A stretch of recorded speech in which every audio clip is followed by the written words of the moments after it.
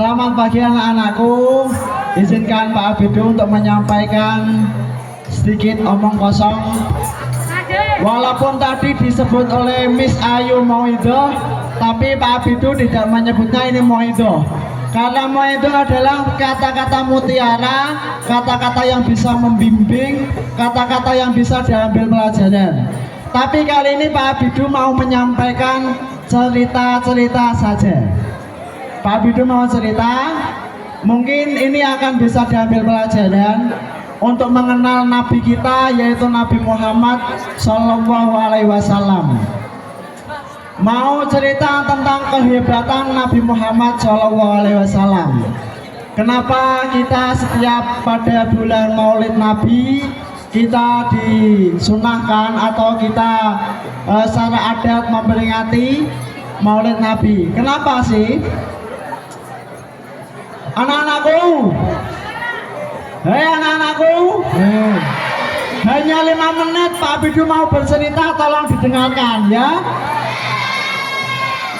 Karena tema kita adalah meneladani akhlak Rasulullah untuk membangun generasi akhlakul karimah. Karena di ayat sudah jelas, laqad kana lakum fi rasulillahi uswatun hasanah, bahwa Nabi Muhammad adalah suri tauladan bagi umat semuanya, bagi umat Islam, kafir, non muslim, bahwa Nabi Muhammad adalah menjadi suri tauladan, adalah contoh figur manusia yang benar-benar patut dicontoh. Laqad kana fi rasulillahi uswatun hasanah. Terus ada dalil lagi hadis, innama bu'istu liutammima makarimal akhlak.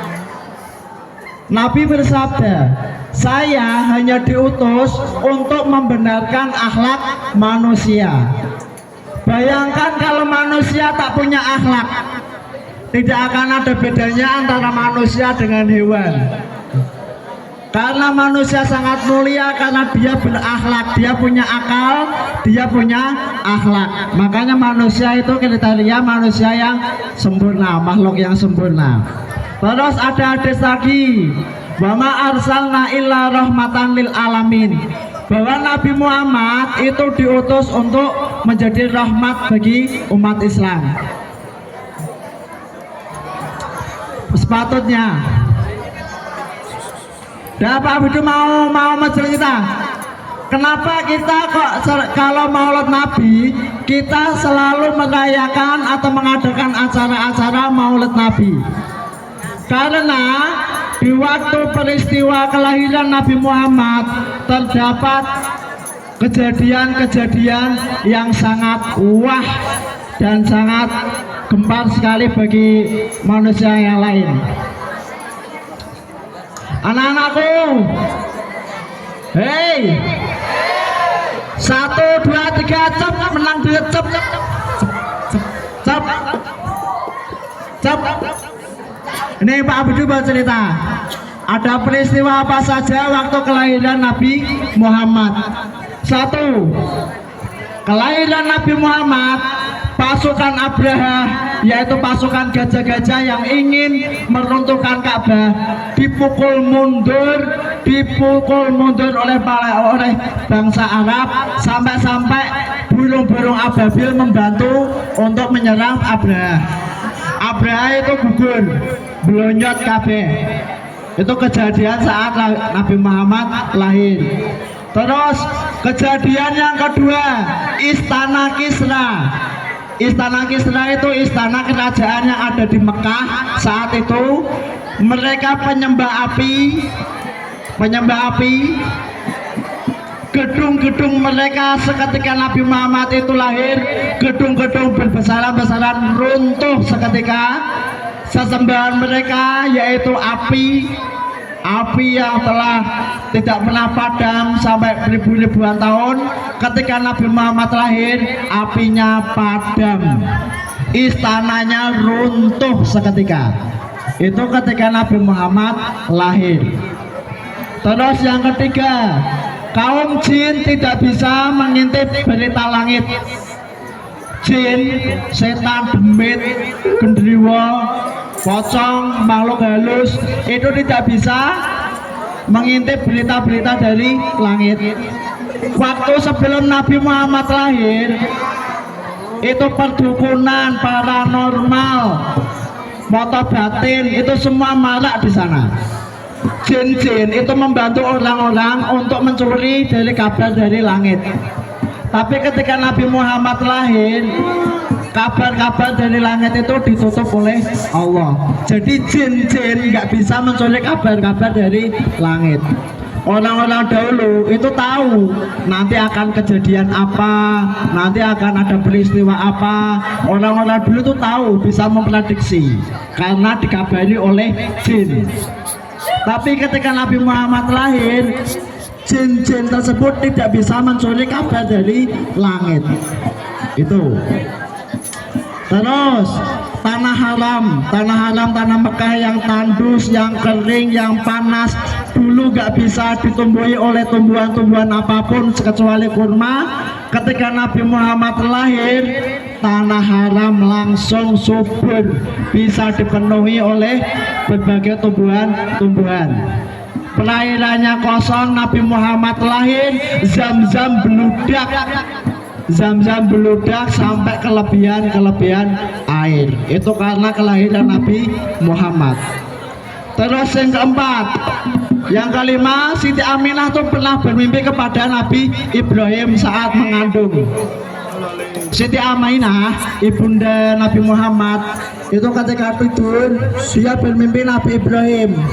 Nabi Ibrahim bilang, wahai Siti Aminah, berbahagialah kamu akan melahirkan sosok manusia yang paling utama, yaitu akan menjadi contoh semua umat, yaitu Nabi Muhammad. Ketika Siti Aminah mengandung, perut Siti Aminah itu bercahaya sampai Nabi Muhammad lahir, bercahaya. Terus ketika Nabi Muhammad lahir, rumah Nabi Muhammad itu mencorot, terdapat sinar mencorot sampai ke langit. Ada sinar mencorot sampai ke langit, pucuk pol, sampai sinarnya itu terpancar sampai ke tanah Syam. Ibarat Indonesia, satu Asia kena pancaran sinarnya Nabi Muhammad. Allahumma sholli ala Sayyidina Muhammad. Terus ketika Nabi Muhammad lahir, patung-patung, sesembahan patung-patung secara otomatis langsung runtuh berjatuhan karena Nabi Muhammad lahir. Berhala-berhala yang di sekeliling Ka'bah, berhala-berhala yang ada di dalam Ka'bah, semuanya pada jatuh berjatuhan sendiri karena lahirnya Nabi Muhammad. Terus bintang-bintang, planet-planet itu juga merayakan kedatangan Nabi Muhammad. Hewan-hewan, tumbuh-tumbuhan juga memperingati lahirnya Nabi Muhammad. Bintang-bintang pada berdekatan, awan-awan sebiasanya petang malah memancarkan cahaya yang elok dilihat. Awan-awan, bintang-bintang pada berdekatan, planet-planet kelihatan, Jupiter, Neptunus, Mars itu kelihatan karena menyambut kedatangan Nabi Muhammad. Malaikat Jibril bersorak-sorak di alam langit bersama malaikat-malaikat yang lain menyambut kedatangan Nabi Muhammad. Itu keistimewaan Nabi Muhammad. Bagaimana kita mencintai Nabi Muhammad kalau kita tidak mengetahui seluk-beluk Nabi Muhammad?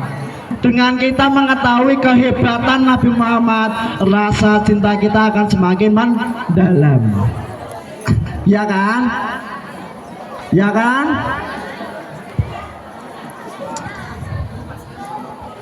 Masih banyak lagi cerita-cerita Pak Abidu. Mungkin ini bisa diambil pelajaran.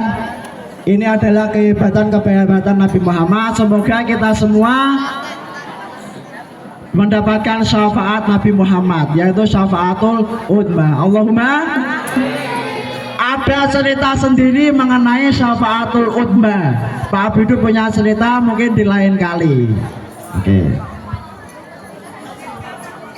Terus terakhir ada cerita Abu Lahab. Abu Lahab. Kamu tahu Abu Lahab? Kalian tahu nggak Abu Lahab? Tabat yada abi lahabiu ma aghna anhu maluhu wa ma.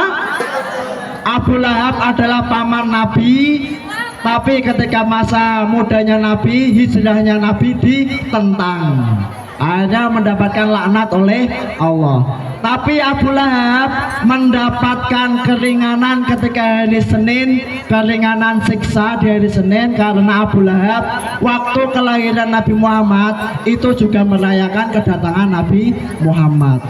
Ibarat wong kafir atau orang kafir saja yang memperingati Nabi Muhammad itu mendapatkan keringanan oleh Allah, apalagi umat Islam yang selalu mencintai Nabi Muhammad.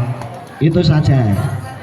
Sekian, wassalamualaikum warahmatullahi wabarakatuh.